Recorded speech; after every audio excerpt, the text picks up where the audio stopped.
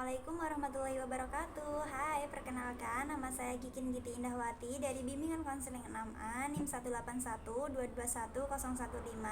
Nah, di sini saya akan menjelaskan mengenai teori karir Aneru. Nah, di mana teori pemilihan karir ini adalah memusatkan pada pendekatan kebutuhan. Nah, dalam teori ini Ru memandang bahwa pemilihan karir seseorang itu ditentukan pada 3 komponen yang mendasar. Nah, sebelum saya menjelaskan lanjut mengenai teori karir Aneru ini, saya akan memberi motivasi kepada kalian semua bahwa jangan berhenti belajar karena kehidupan tidak akan berhenti untuk mengajarkan. Jadi, terus belajar terus, asah kemampuan yang ada di dalam diri untuk menentukan karir kedepannya. Nah, selanjutnya saya akan menjelaskan mengenai pengertian karir terlebih dahulu. Nah, karir merupakan rangkaian perkembangan atau kemajuan yang dialami oleh setiap manusia dalam kehidupan yang diwujudkan dalam bentuk kegiatan, jabatan, pekerjaan yang berkaitan dengan dunia profesional yang akan digelutinya. Nah, setelah itu di sini teori pemilihan karir menurut Aneru ini dibagi menjadi 2, yaitu jabatan yang berorientasi pada kontak dengan orang lain dan berorientasi pada benda-benda.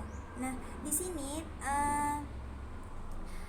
jabatan yang berorientasi pada kontak dengan orang lain adalah pekerjaan yang berorientasi pada kontak dengan orang lain. Misalnya orang-orang yang suka berinteraksi dengan orang lain dan dianggap cenderung akan lebih menghayati kebutuhan yang kuat untuk diterima baik dengan orang lain.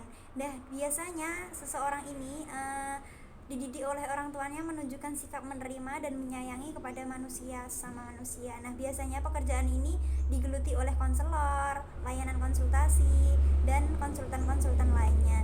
Nah, sedangkan jabatan yang berorientasi pada benda-benda yaitu pekerjaan yang berorientasi lebih suka dengan menangani barang ataupun tanpa mencari kontak langsung dengan individu lainnya. Nah, ini lebih cenderung untuk manusia ini cenderung untuk merasa nyaman dan aman terlindung dari bahaya. Nah, biasanya pekerjaan ini digeluti oleh yang ahli teknologi dan ilmu pengetahuan lainnya.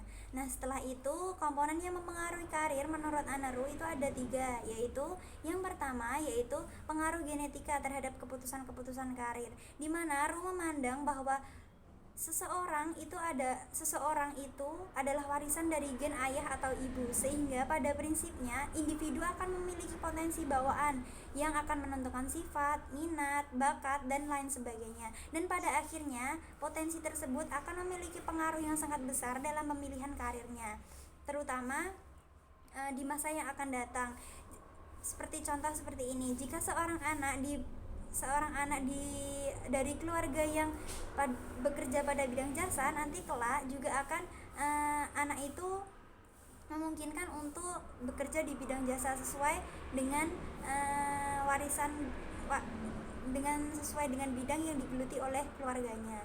Nah, yang kedua yaitu pengalaman masa lalu. Berbagai pola asuh yang diterima individu pada masa anak-anak akan memengaruhi bagaimana pilihan karir kedepannya, seperti suasana dan iklim keluarga yang mengajarkan mengenai kasih sayang, terus penuh perhatian dan saling menghargai juga akan berpengaruh ketika pemilihan karir kedepannya.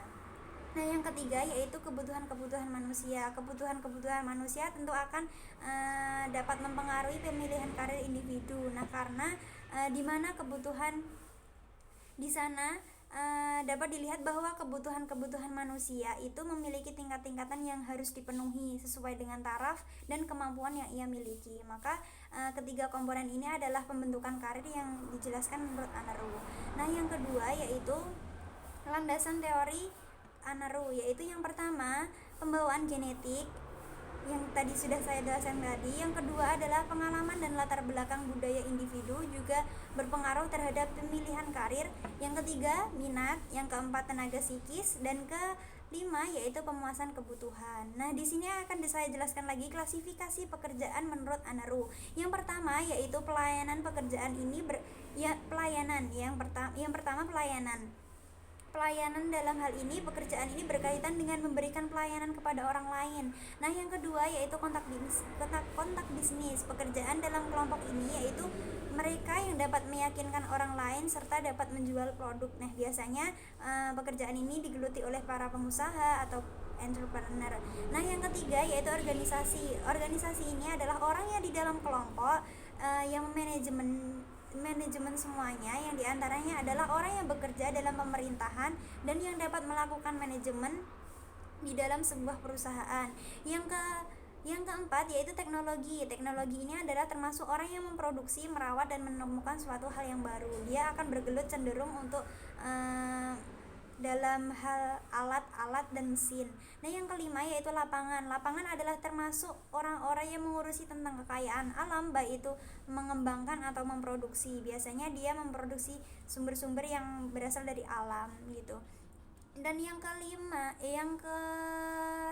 enam yaitu sains. Sains ini adalah orang-orang yang menggeluti pada ilmu pengetahuan. Biasanya ini digeluti oleh para ilmuwan dan sainsologi lainnya. Nah, dan yang ketujuh yaitu budaya umum. Pada kelompok ini cenderung memiliki ketertarikan pada aktivitas kemanusiaan dan kebudayaan. Dan yang ke-8 yaitu seni dan hiburan, merupakan mereka yang membuat dan menampilkan seni pada masyarakat yang luas gitu.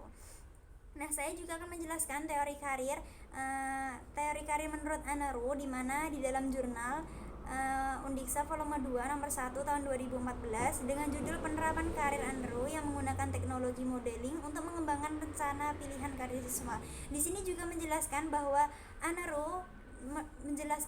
menurut Anaru, keputusan dan pilihan jabatan yang diambil oleh orang pada usia dewasa ditentukan pengalaman orang itu pada waktu kecil di dalam keluarga. Nah, seperti yang saya jelaskan tadi mengenai pola asuh, terus suasana kebaikan yang diberikan oleh keluarganya juga akan berpengaruh mengenai pemilihan karir selanjutnya.